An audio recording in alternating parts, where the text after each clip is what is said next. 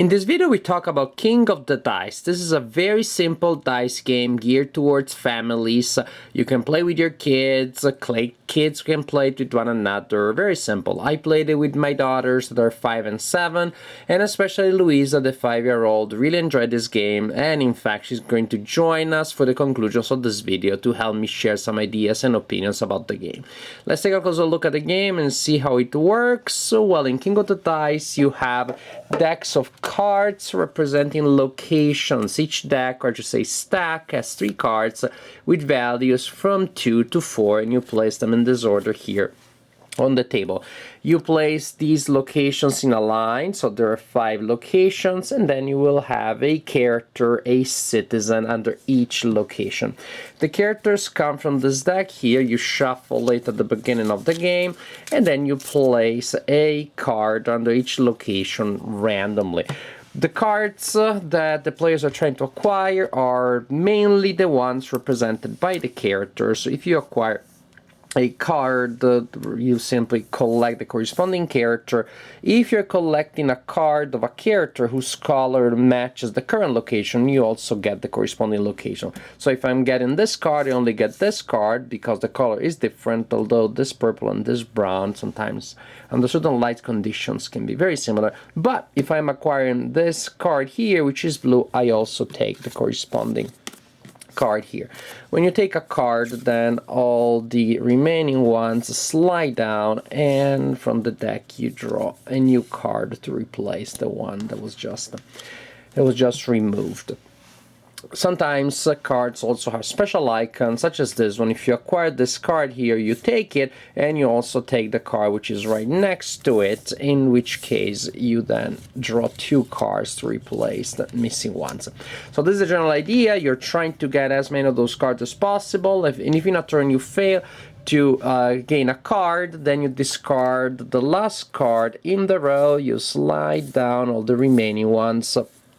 Again, you fill the empty spaces. The one that just discarded goes in a discard pile, and the player that couldn't acquire any card, on top of causing 1 card to be discarded, will gain a penalty card from this deck, so with negative points at the end of the game. But you may wonder, okay, Marco, you told me I need to take those cards. How do I get them? Fine, how you get them using these dice. When it is your turn, players go one at a time. You roll these dice, and you pay attention to the numbers and the colors. You can choose to save some dice, and you can choose to reroll some. Basically, you have a die roll and then up to 2 rerolls. And suppose I decide then to roll these ones here. So once you have rolled dice once, twice, or 3 times, you use the results to acquire cards. And each card has series of symbols at the bottom that tells you what you need to acquire a certain card. For example, to get this one, I need 4 3s. Doesn't matter the color. To acquire this one, I need a set of 4 cards that have the same number and a pair of cards with a different number. This one is 4 of the same type, and then we have different types of requirements. This card here, I need a sequence of numbers. So 1, 2, 3, 4, 5, 6. Here, 4 of the same color, doesn't matter which color. Here we have all cards must be even, or also all dice that I roll must be even, or all dice must be odd. 3 pairs of dice, 3 red ones and 2 blue ones. So unfortunately, as you can see, the game is really not friendly to colorblind players, because there are things that are coded by color and color only. To get the dragon, the total of all the dice that are rolled needs to be 28 or higher. To get this one, the dragons have different values, say this one. And then when you take the card, I give it to an opponent, and the opponent will lose those points at the end of the game.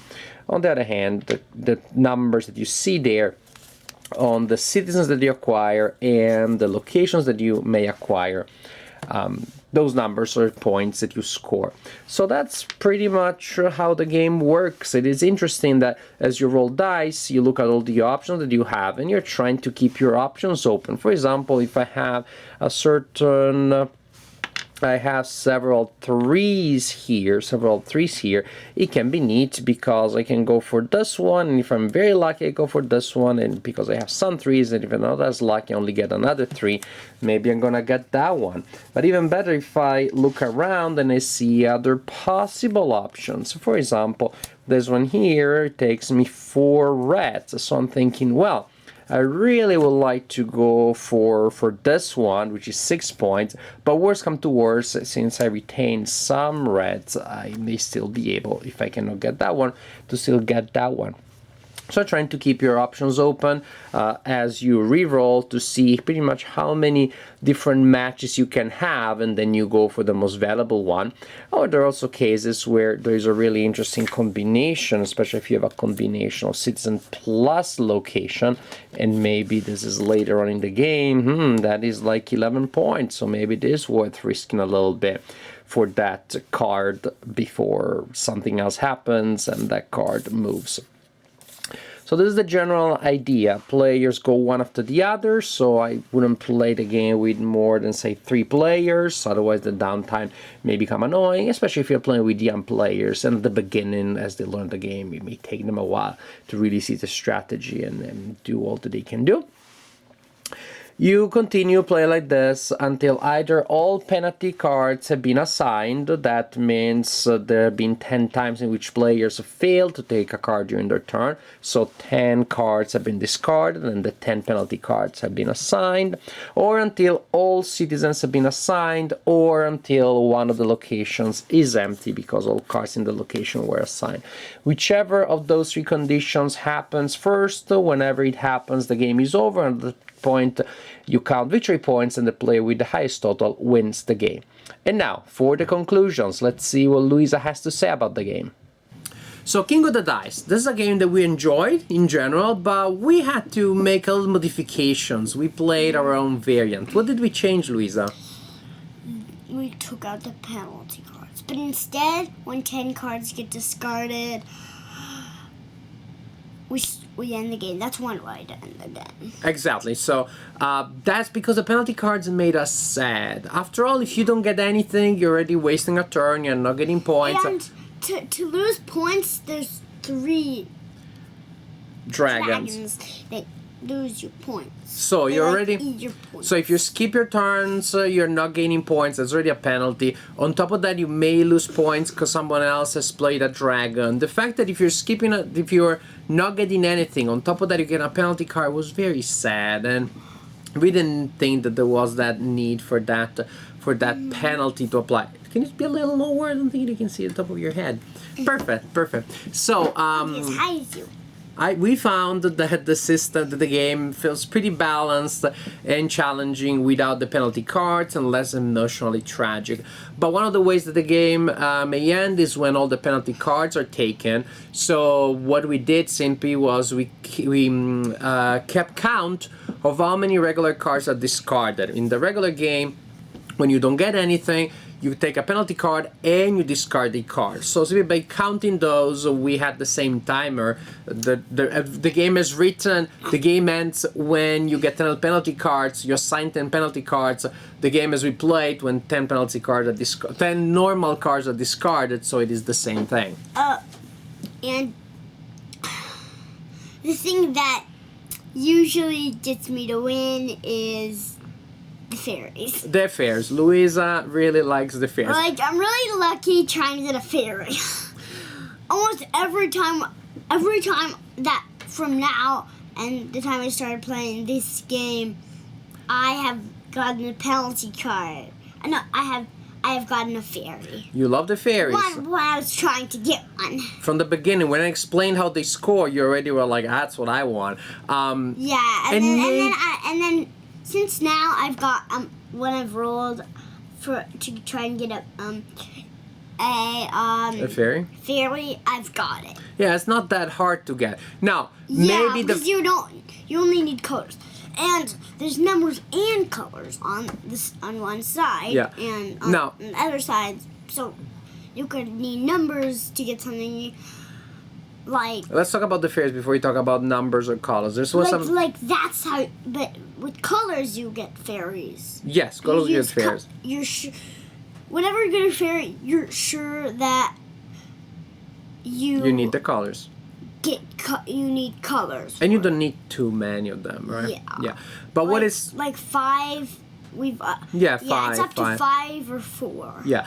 But what I wanted to say, Louise, is that maybe the first time I didn't get a fairy or so, it kind of sort of let you have it a little bit. But once you start having... gotten a fairy. Once you start having 2 fairies, maybe I could get them, but it's really not that interesting to me anymore. I mean, I deny you... Getting 1 fairy would only... give you 1 point. I'm denying you. Would be 4 points. That if I get it, I would deny points to you, but still, I just go for other ways because it's just so disappointing. You have like 4 fairies and I have 1. You have 16 points. I will get 1, so I just go for something else, which maybe is not a great strategy, but is my strategy, and that's how I played it. Yeah. As for something you were saying, it's fun that you can choose. Wait a second. Since we play, I'm the only one who, as in the game that we play. Was what is ever your game got fairies? Since now I'm the only one who's got fairies. Since now we started playing. But there's something that you wanted to say that you said I wanted to add to, which is that you can use colors or numbers. There's certain. In general. If the first one's a color, they're all colors. If yes. the first one's a number, it's all numbers. Some cards only with colors, some cards only with numbers. But the fact is that you can have a plan A, a plan B, or sometimes a plan C. Or D. Because maybe I'm saving... Or you go up to Z. I'm saving 2 red dice because I want to get something that has a lot of red, but maybe those are also a 6 and a 6. So maybe I don't get many reds, but I get other 6s, so I get maybe a dwarf instead of a fairy or another card. So it's fun that you can look at all the cards, and based on your initial roll, you see... you can have a number, or on each side there's a color and a number. But that means the numbers in the middle and the colors on the outside. On the background, in the background. Yeah, and they use dots. Yes, you use dots. Show. So it's cool. The color. Hey, dots are fun. Hey, you count dots in school, right? I mean, you were very. That's a good exercise for her. She's 5. But sometimes there's numbers. Yes, but exactly. But kind this of one, but you count dots. You add numbers together, so there's that level there. Sometimes I count my cards and the card I'm trying to get, so I can see how many points I'll get if I get that. Yeah, so it's a constant adding your numbers together, so that's good for her. Strategy-wise, again, I like the fact some cards are for colors, some are for numbers, so you can start by saving a set because you want a color, then you decide, I'm gonna turns towards numbers, or you decide I really want only colors, I ignore everything else, I'm gonna risk to get that one big card, although if I don't do that doesn't work, I don't have a plan B, or you can choose to spread out your odds and have a plan B or a plan C. Yes, you look like there's something you want to say. Our friends are there. You forgot? Okay, so in general, what do you think about the game? Do you like it? Do you love playing it? A lot. What do you like the most about it? Winning, I guess me, all the time, or often. Often winning and getting and usually getting lots of fairies. Yes, also it's fun when you get a match, right? When you get a match. How about, do you like those special abilities? Like if you get the guy with an arrow, you also get the next card, which may give you a match. Like the wizard. Yeah, the wizard gives you an extra turn, and the hypnotist. There's an arrow, but if he gets to the end, you get nothing on the arrow. Yeah, but so he's 1 point. But if he's at the last, it's just 1 point. But if there's something next to it and it's valuable, you can only pay that price for both cards. Pretty much, like, very valuable. If there was like a 10 guy and the guy was there, you could put the charge on him for how much he has to do, and then you could get the 10 guy if he was hard. Like, we know a 10 guy actually. Yeah. With 6s you have to get. And again, that's Everything. Speaking about the hypnotist, you need to have low numbers. Again, that means you can keep several plans in mind. I can save my ones red because maybe I'll go for red, maybe I go for ones, somebody only has ones, or maybe I'll go for the hypnotist that has low numbers. So great flexibility there.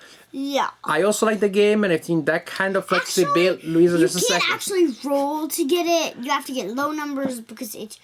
There's also something that, like, there's arrows to it, like, higher. If it's high, then you can get that number or higher. Yes. And if there's a low arrow going this way down, it goes lower numbers. So you Yeah. also learned what that symbol of, like, bigger, higher means. So Yeah. all good skills that she's developing. like, this is lower, this is higher. Yeah, depending You on can how get you lower look like at it. this or higher like this. I like it. I like the game in general, and I like the flexibility. They can go for different strategies, and I can choose what to reroll and not to reroll. The game feels better when you don't have any penalty cards. There's just You a little. still could get penalties, but Yeah. you can only get 3 penalties. Yeah. Up to the highest is 3 penalties. I agree with Luisa. When you don't have penalty cards, actually. Because The game there's is 3 funny. dragons. The game is fun enough without a penalty cards, just with the occasional penalty given by the dragon. So, we like this game. Yeah. a lot. Good. It's really good. It's really good. Thank you for watching, friends. Bye. Bye.